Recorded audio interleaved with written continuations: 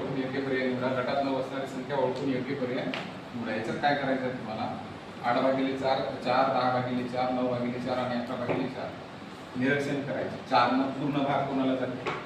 8 ला जाते. 4 दोन्ही 8, 4 हे आहे, 8 हे आहे, 4 दोन्ही 8 याला म्हणतात निशेष भाग जाणे. बाकी शून्य वर्ग असं बाकी कुठंही समजा तुम्ही 4 ने जर 10 ला भागलं, 4 दोन्ही 8, 10तून 8 गेली, 2 राहिले, बाकी 2 उरली म्हणजे पूर्ण भाग गेला नाही. इथं 9 ला जर 4 न भागितलं तुम्ही, 4 दोन्ही 8 वजा बाकी 1 उरली म्हणजे निशेष 1 उरला.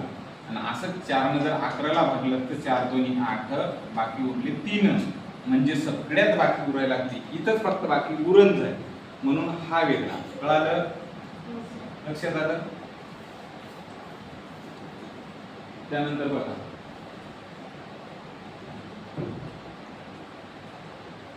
गटात न बसणारी संख्या ओळखून योग्य पर्याय निवडा. 6, 7, 4, 2 म्हणजे 8,431, 9,600. काय आहे याच्यासाठी फिक्स आपण पहा.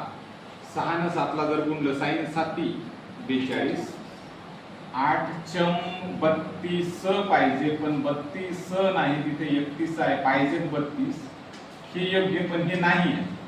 9 सखी 54 बरोबर आहे. 7 9 63 इथं बरोबर आहे. म्हणजे चुकलं कोणतं? त्यानंतर खालचा प्रश्न घ्या. गटात न बसणारी संख्या ओळखून योग्य पर्याय. इथं काय घ्यायला लागलं बघा.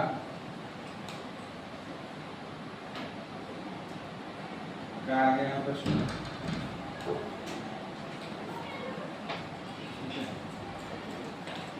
काय आहे? तुम्ही याला 11ची कसोटी जर लावली समजा, 11ची कसोटी, ठीक आहे. बघा 11ची कसोटी काय सांगते की अशा पद्धतीने असे नंबर आपण एखादी संख्या लिहिली. बारकाईने लक्ष द्या.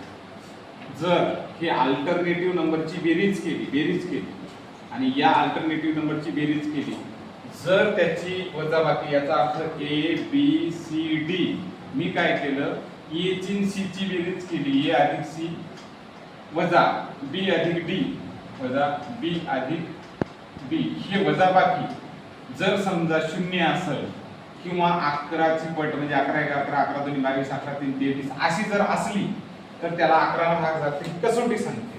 तर मी पहा ए आणि सी नंबरचा 5 आणि 3 किती झाले? 6 7 8, 8 आणि 1 किती झाले? 9. वजाबाकीचा प्रश्न येईल. समजा असं जरी केलं, अगोदर आपण 9 घेतले आणि 8 घेतले तरी वजाबाकी काय आली? 1. 0 किंवा 11च्या पटीत आली का? नाही. इथं 3 आणि 0 याची बेरीज 3 झाली आणि 6 आणि 8 ची बेरीज किती झाली? 6 आणि 8 किती झाली? 14. 6 आणि 8 14 आणि 3 आणि 0 3. 14 तून 3 गेले, 11 राहिले. 11ची पट आहे.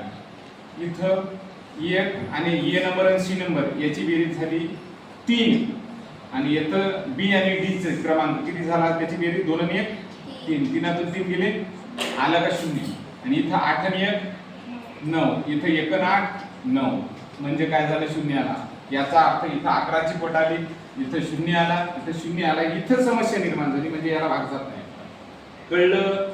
त्याच्यानंतरचा प्रश्न घ्या आता.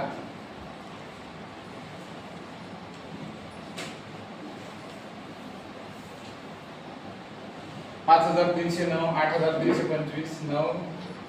काय इथं नाही काही होणार आहे सांगा बरं. कोण सांगेल? सर 5 वजा 3 चा वर्ग. इथं काय करायचं तुम्हाला सांगतो. बारकाईने लक्ष द्या. इथं 5 आहे, ठीक आहे. हे 5 आहे, हा 3 आहे. 5 वजा 3, 5 वजा 3 झाल्यावर 2 झाले. 2चा जर वर्ग केला तर 4 आला. इथं 4 या पाहिजे, तिथं नाही आला. इथं 8 आणि 3 आहे. 8 मधून 3 गेल्याच्या नंतर 5 आले आणि या 5चा जर वर्ग केला तर 25 हे आले. बरोबर आहे 25. त्याच्यानंतर 9 मधून 3 गेले, 9 वजा हे 3 ते झाले 6 आणि 6चा या वर्ग केला की हे झाले 36. इथं आले 36. त्याच्यानंतर हे 7 वजा 3 किती झाले? 4 आणि 4चा जर वर्ग केला तर 16. हे इथं आलं 16. कळायला लागलं? ओके. नेक्स्ट कोणतं वेगळं आहे ना? पहिलं. कारण याचा वर्ग इथं 4 या पाहिजे होता, इथं काय आलं? 9 म्हणून हे चुकलं.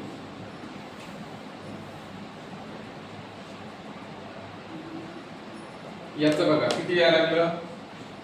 1 गुणिला 9 अधिक 7 गुणिला 2 9 1 9 7 2 14 9 आणि 14 काय आले रे 23 संपला विषय. बेत्रिक 6 2 गुणिला 3 अधिक 5 गुणिला 7 3 2 6 5 7 35. किती आले 41. उरफाटा कार्यक्रम ठेवला पठ्ठ्याने 41 नाही 14 लिहिले लक्षात बघा इथं 3 चोक 12 साइन 7 काय यायला लागलं 2 आणि 2 4 आणि 4 आणि 1 5 म्हणजे 54. 8 2 साइन 2 16 12 28. कुठं चुकलं 2 नंबर मध्ये कार्यक्रम आला 3 2 6 झाले 5 7 35 झाले त्याची बेरीज झाली 41. पण 41 न लिहिता यांनी उरफाटा करून काय म्हणजे काय लिहिले यांनी 3 2 तर 14 लिहिलं ना ठीक आहे.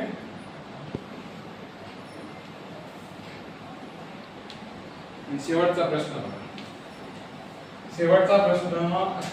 9 14 2 काय आहे 9 मधून 2 वजा केले 9 वजा 2 किती राहिले 7. 7 7 ची दुप्पट 7 दोन्ही आलं म्हणजे बरोबर. 13 तून 6 काढा 13 तून 6 काढले किती राहिले रे 7 7 ची दुप्पट आलं दुप्पट बरोबर. 19 मधून 5 काढा 14. 19 मधून 5 काढा किती झाले 14 14 ची दुप्पट 28. आलं बरोबर. 14 तून 3 काढा 11 14 तून 3 काढा 11 11 ची दुप्पट 22 आले का 22 म्हणून इथं बत्त्या बोल चुकलं समजलं लक्षात आलं सर्वांना.